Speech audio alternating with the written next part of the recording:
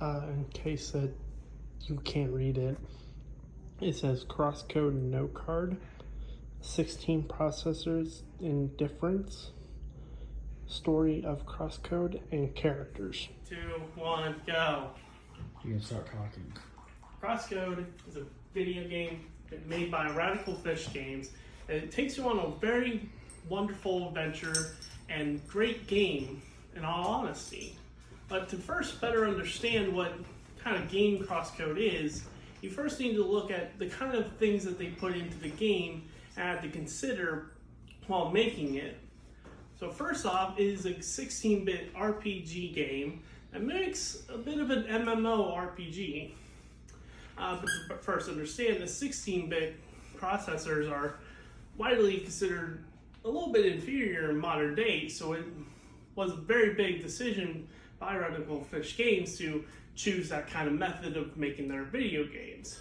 Now, nowadays, 16 is mostly replaced by animated graphics or 64-bit games, such as Final Fantasies, or more very animated games such as Mario or Legend of Zelda and all that. So choosing to pick a 16-bit game is quite a rare decision. However, choosing this over anything else is what I think helps Crosscode become the great game that it just is. Now, to better understand it, let's go over the tale that Crosscode presents to everyone, everything, and the story that the player gets to experience as they play through the game. Now, not to go into details as to let you experience the game firsthand, Crosscode puts you on a game inside of a game. You are playing as Lei as she plays through a game called Crosscode. How ironic, I know. Now, what this game is, as I stated, is an MMO inside of the game that you are playing. So, to everyone inside the video game world, it is an MMO RPG kind of game. Now, what this story does is that you are an unusual player playing through this game, as you are an amnesiac who does not know the rest of your own story, playing through this game in order to become well acquainted with yourself, in order to figure out who you are, as the only thing that connects you to anyone or any people is through this game.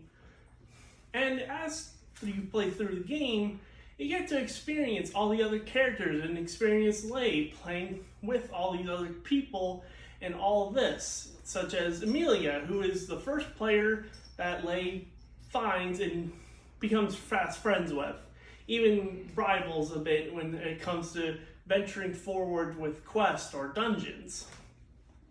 However, as I stated, this tale is it's enjoyable, it's amazing, it's a wonderful ride, and of course a ride will have its ups and downs.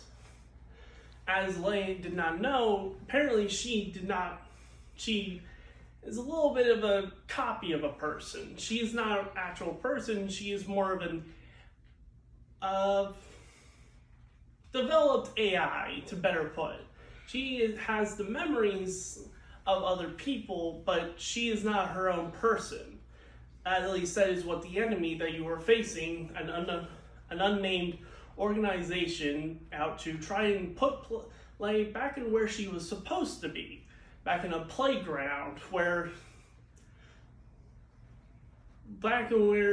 she gets to basically do the same repetitive attacks over and over and over again and learn about the person that she is a copy of.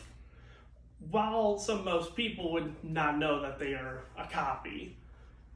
However, this tale it's an amazing game. It's wonderful. It's beautiful, in all honesty. The graphics, the music, the games, the characters that you get to go through and bond with, and just see how amazing of a game it is. And I hope to all of you people that this game brings you the same joy that it brought me.